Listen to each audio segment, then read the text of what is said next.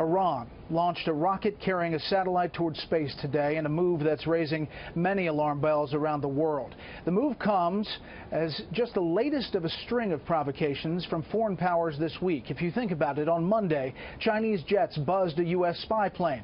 Tuesday, a U.S. Navy warship fired warning shots at an Iranian boat that was getting too close for comfort. And yesterday, we anticipated another missile launch from North Korea on the anniversary of Armistice Day. U.S. officials say that may have been delayed due to bad weather. While we await possibly another launch from the north, we focus now on Iran. As correspondent Edson reports from the State Department on the Trump administration's push to step up policing of that country.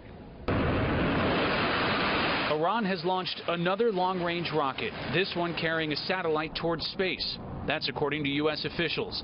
Iran's rocket development, funding of foreign fighters, cyber attacks, and other destabilizing behavior is disrupting international security. And the U.S. claims that violates the spirit of the Iran nuclear agreement, also known as the JCPOA. We believe that what happened overnight and into the morning is in violation of the spirit of the JCPOA. President Trump inherited it, calls it the worst deal ever.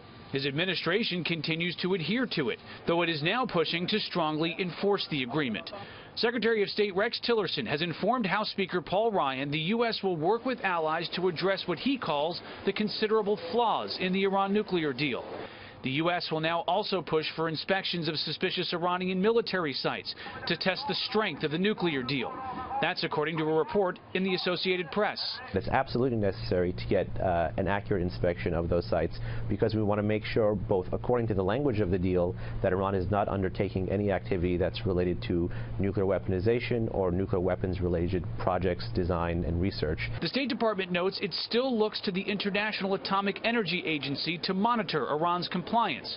Congress mandates that the president certify every 90 days whether Iran is complying with major components of the nuclear deal.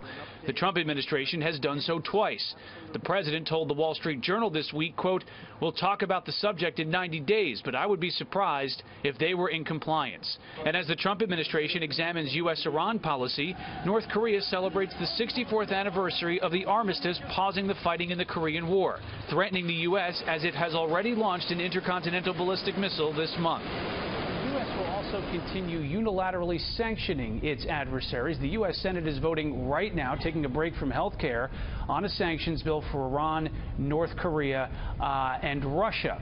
And as for the success of that North Korean rocket launch with the satellite, the U.S. military is casting doubt on that, as it says it has detected no new objects in space.